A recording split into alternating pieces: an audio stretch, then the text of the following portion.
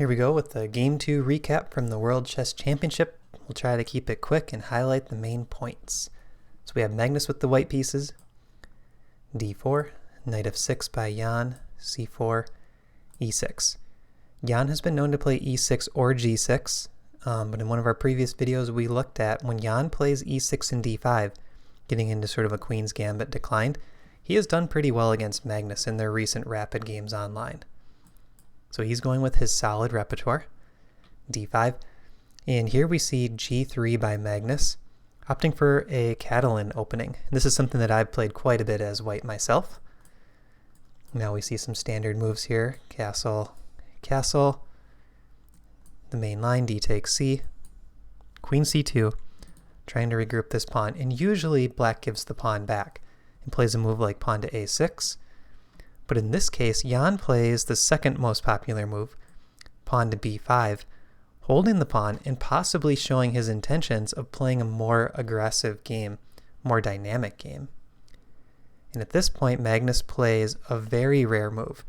Almost everyone here plays a4 at the top level, and after b4, they'll play like knight f to d2 is pretty common, and win the pawn back this way. c6, knight takes c4. But in the game, Magnus plays knight e5, only 18 games. So Magnus, again, is the player that really gets us out of book. Yesterday's game, he played that early knight a5. I think it was like move 8 or 9. Today we see move 8, knight to e5. So Magnus has a lot of these early deviations ready to go, it appears. Now at this point, the games in the database don't matter as much because they tend to be lower rated players, so we're not really following any Grandmaster games at this point. In this point, we see c6 by Jan, and if Magnus takes, knight takes c6, after the trades, Jan could play rook to b8, and this is actually a favorable position for black, giving the pawn back, but all the pieces are well placed. So what Magnus decides to do is trying to keep the pressure on Jan's position, playing a4, opening up the g2 bishop to the rook in the corner. So Jan plays knight d5, blocking this bishop. Knight c3 by Magnus getting developed, also adding a little more pressure to both b5 and d5. And here we see f6 by Jan, and you can see all of these light squares highlighted. Remember this for later, because those light squares make a difference, and that's how Magnus is going to try to get some counterplay later in the game. So what this does is it kicks Magnus's knight back, knight f3, and now we see this really smooth move by Jan, queen d7. The queen's helping to defend that pawn on b5. So when the trades happen, Jan will be ready after queen d7. So here Magnus plays the best move, pawn e4, grabbing some space. And what we're focused on here is the imbalance. Black is up a pawn, but white is trying to grab the initiative with e4. Knight to b4 by Jan, queen e2, and now Jan sinks the knight into d3, hitting the bishop, hitting the pawn on b2. Very aggressive move, so both sides are definitely playing to keep chances to win, not trying to get a quick draw. And here we see e5 by Magnus, exact same theme, trying to open up the queen to e6 and create attacking chances. So after e5 we see bishop to b7 by Jan, e takes f, bishop takes f. There's now a weakness on e4 with the queen attacking, and Magnus goes for active piece play, knight e4, with ideas of knight c5 or trading off the bishop and potentially having the bishop pair, two bishops against a bishop and knight. Jan plays knight a6, very good move. Knight's actually heading to b4, helping out his buddy on d3. Knight e5 by Magnus, and this is actually the possible first small mistake. Bishop to e3 might be a little bit better, but he chose knight e5.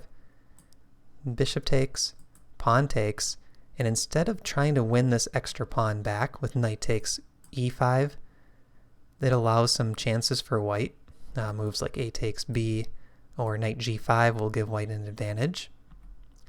Instead, Jan finds a very good move, knight a to c5. So they're both playing at a very high level so far.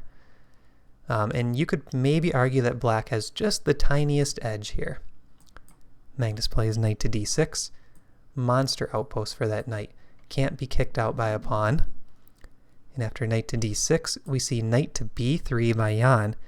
And all of a sudden, Magnus went into a little bit of a think. He had to have seen this coming, but it's getting a bit uncomfortable because both knights attack the bishop on c1, and this means that Magnus is going to have to sacrifice the exchange. That's not really what Magnus wants in this position.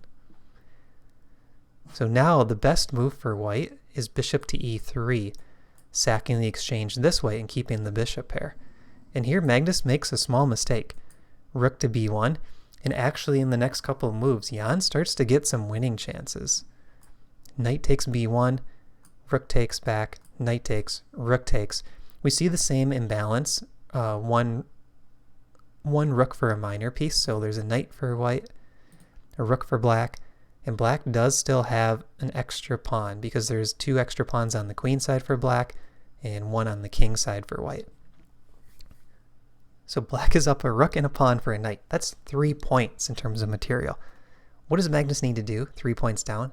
He needs to attack the king. And it's the light squares that he needs to attack. So he begins with rook d1, lining up a discovered attack on the queen. Jan plays bishop to a8. The reason for this is the eventual plan should be c5, offering a swap of bishops, and the pawn on c5 guards d4, which prevents a rook lift over to the king side. So a deep move, putting the bishop back into the corner, but a very good move because it's got this nice plan of trying to kill off the g2 bishop and completely stop white's kingside attack. Bishop e4 by Magnus, eyeing queen h5 and the h7 pawn. And now we see kind of a nice move by Jan, c3. But I did expect c5 or g6 in the game. g6 actually is the best move according to the engine. And I think Jan, right around this point, might have started to let his winning chances slip. So c3, queen c2 by Magnus, eyeing h7 and also getting ready to help out on the queen side. So he's shifting gears a bit here. g6, b takes c, b takes a. Now the nice thing about this position for Jan is this rook on b8 comes down to b1 and kind of works in combination with this bishop. So there's no good bishop takes g6 sacrifices anymore. And Magnus plays queen takes a4. Now we're kind of in equal territory, so I think Jan did lose his winning chances, and he should have played g6 a little bit sooner. That would have been his way to play for the win. But really, I think the game was closer to even territory than Jan winning at any point. But from the psychology point of view, playing the black pieces, having some chances to win, is really good. So let's see, we just had queen takes a4, rook f to d8 by Jan, rook a1, and now what's going to happen is the players are going to start swapping pieces, and in the end, the knight on d6 is about equal to a rook. You know, it's a very strong knight, and it can compensate for the 2-point material difference, but really it's not worth much more than that.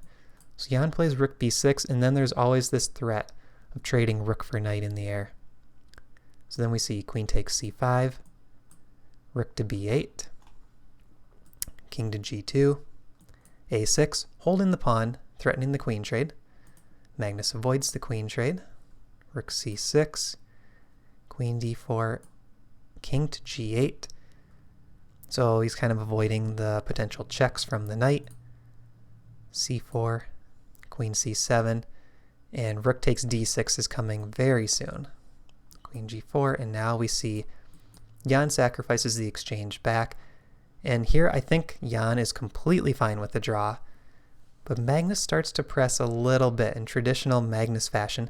c5, queen takes c, queen takes e6, and he's actually able to win a pawn here.